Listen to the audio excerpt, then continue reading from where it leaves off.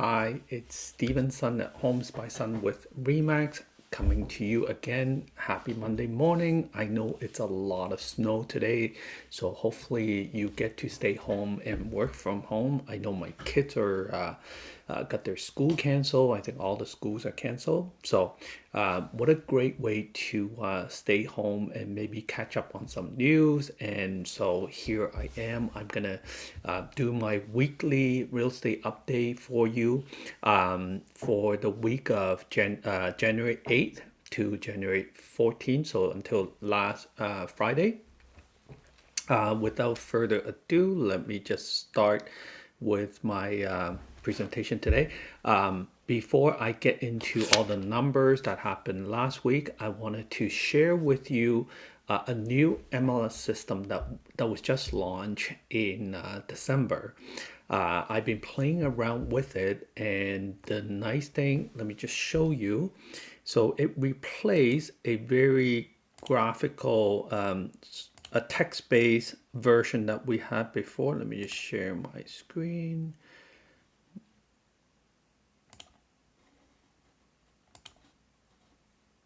Okay, so this is the version, the new version of MLS system that we are testing right now. We have 1 year to test this. It replaces the old one, which is mostly text-based. You could get the map, but it doesn't have mapping with not the primary view.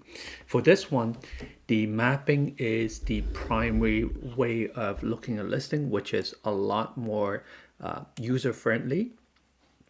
So why I'm telling you about this is with this version, we also can offer our client access to the same LS system, which is going to be called Realm, REALM. We can offer you, as our client, direct access to our MLS system. Because right now, a lot of people search on realtor.ca. With realtor.ca, it has most of the listings, but it doesn't have everything. There are check boxes that seller can check off and not to post it on realtor.ca, maybe for privacy reason, whatnot. But with Realm, you have immediate direct access to the same listings that we realtors see, and you are able to set up your own searches.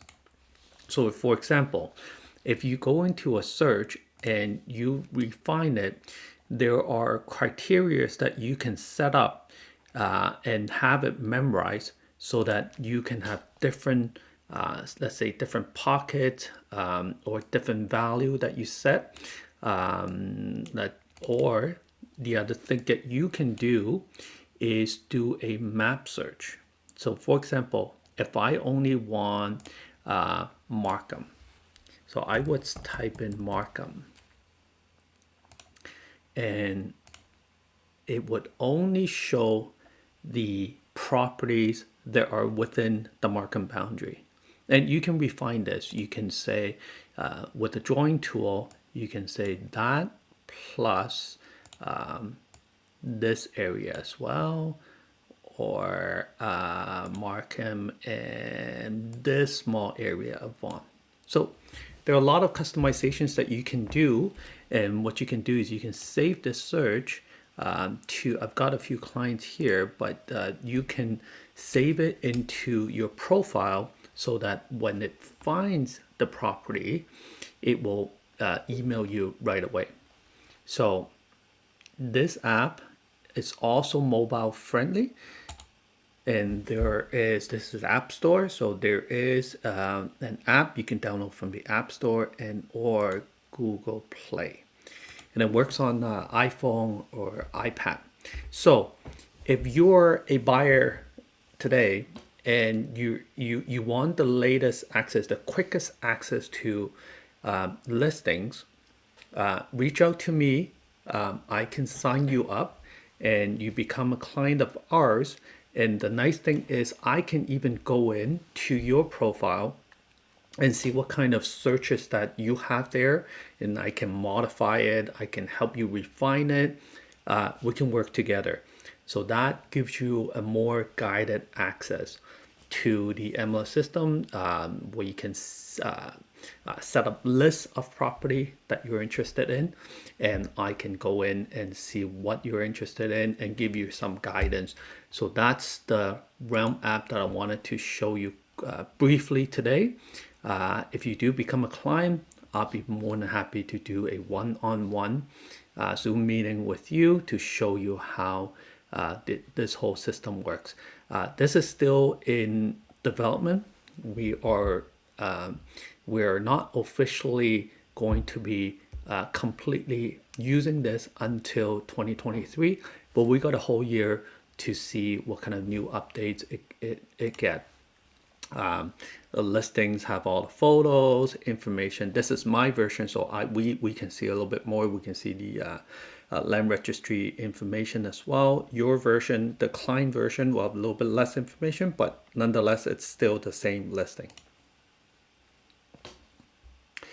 All right, so that was a quick look at the new MLS system that we can offer to our client. And so let's get into last week's numbers. All right, so I made some changes since our video last week. I've made some changes to the table, the chart. You will also realize that I've added the average sale price. So this is the average sold price for freehold, and I've added the average sold price for condos. Some numbers have also been changed because this is due to reporting. Sometimes when agents do a deal, they have up to 48 hours to report to their office, and then that gets updated on the MLS. So the sold data is not real time. Sometimes some agents will send their paperwork in late. So even though I'm doing the week of January 8 to 14, I still went back and tried to update the previous numbers to give you a more accurate picture. So let's take a look at what's happening. The number of new listings has gone significantly up, which is good news for anyone that's in the market to purchase. We started at the end of last year, the very last week of 2021, with 225 new listings. By first week, we're up at 745, and last week we're over 1,000. This is still less than normal, but you can see that it's trending upward, which is good to see. More listings on the market means more selection for buyers. However, it also means a little bit more competition. So if you're a seller, it is still a great time to sell, but there will be more and more listings that come out to compete with yours. The buyer pool is still pretty big, so no worries there. How we can tell that is, let's look at this number. So because the number of sales or number of listings went up, the number of sales naturally also goes up. So the number of deals. So we had almost double the number of deals that happened second week of January. But if you look at this number here, this number is what we want to focus on. 81% of the property sold were sold with multiple offers.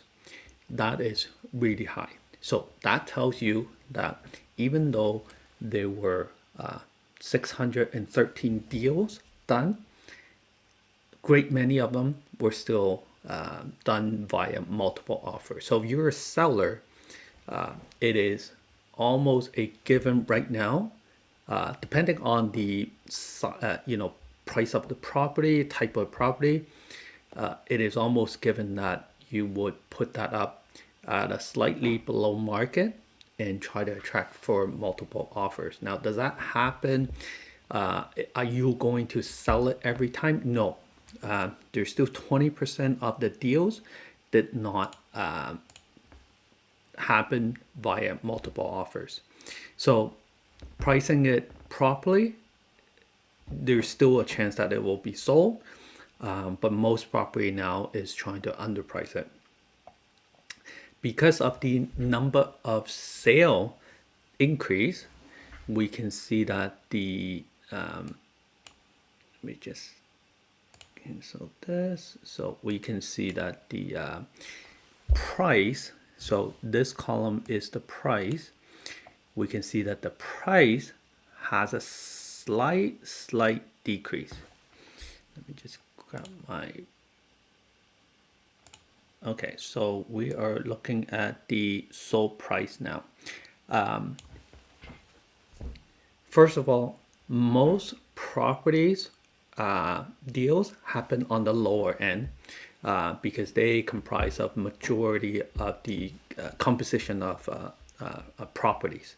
So as we have more transaction, the average sale price is tend to drop a little bit more because there are more properties that are on the lower end.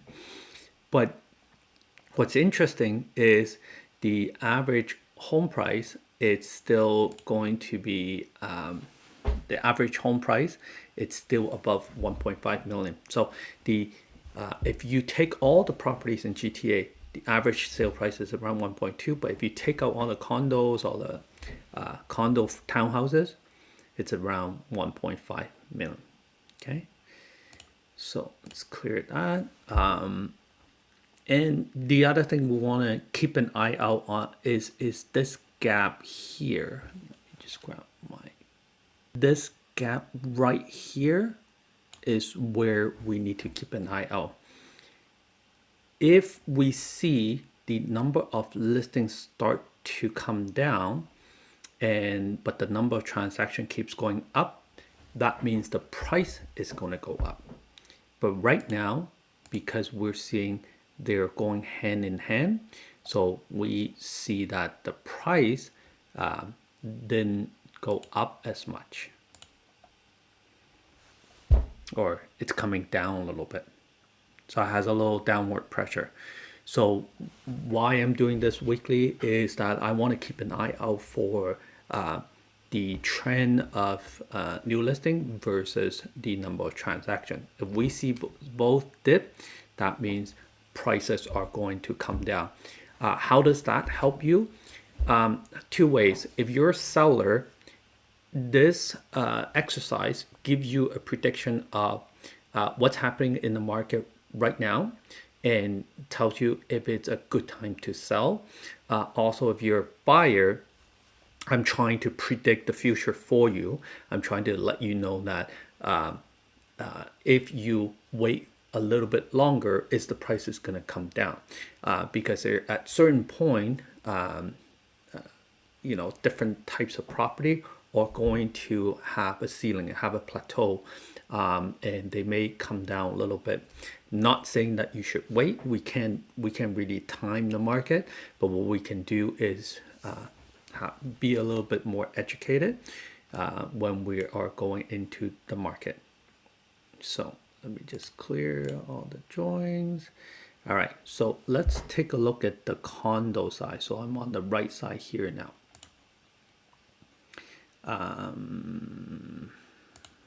So I'm on the right side here. We are looking at the condo side here now. In the condo side,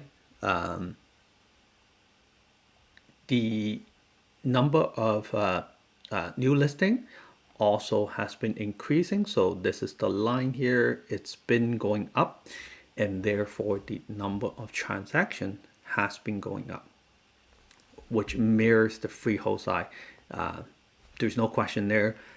When someone cannot get into the freehold market, they will look at maybe condo townhouses or larger condo units. So therefore, the demand is still there. and so it follows the trend of the freehold side. However, if we take a look at the let me just clear the drawing. If we take a look at the price though, what's interesting is the price are going up. So we have a narrowing of the gap between freehold and condo. Right now, the average price, it's almost double, like 760 versus $1,500,000. There's still a pretty big gap between condos and freehold. As freehold gets more expensive, more people are going to consider condos. So we are going to see a gradual closing of the gap. Back in, I think, 2020, the gap was really close. The freehold and condo, they had a gap of about 250,000. And since then, freehold has outpaced condo quite a bit because, COVID, more people want to have a larger space. So freehold had the biggest gain in the last couple of years due to COVID, but condo is starting to come back. We are seeing multiple offers, although not a lot. So if we take a look at here, so here it also tells a little tail. So let me just draw here. So number of here. Let's take a look at here. Number of listings sold over asking. It's steadily rising. There's 61% now sold over asking. So that tells you that the demand for condo is increasing.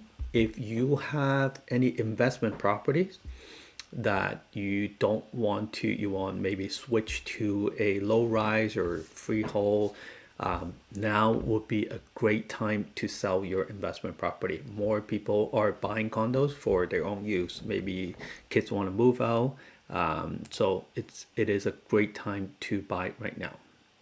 If you wanted to get rid of your condo investment and switch to something else. All right, so prices are rising. So that's what's happening last week. And we look at the rental side of things.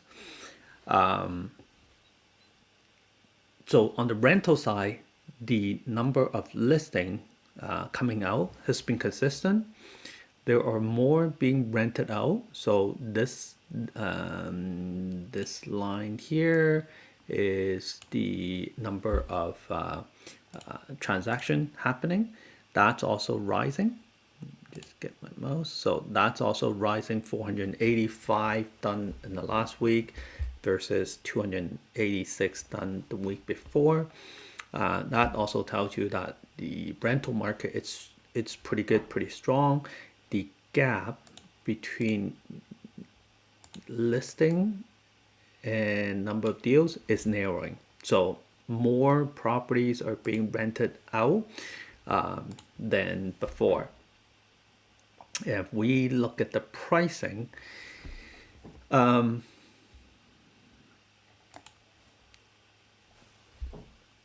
bedroom, which is the blue line down here, one bedroom, it's pretty stable. Hasn't gone down, hasn't gone up much, but 1+1 is starting to go up in price. Same thing as the 2 bedrooms. Okay, so these two are the most in demand because people want larger space. So 1+1 and 2 bedrooms are more in demand right now in the rental market than any other unit. 2+1 or 2+1 as well. But the average price hasn't moved much. So if sale price keeps going up, rental price hasn't moved much. That means right now, as an investor, if you want to get rid of your rental property, it may be a good time to do that right now. because you can get a much better return on your investment when you sell.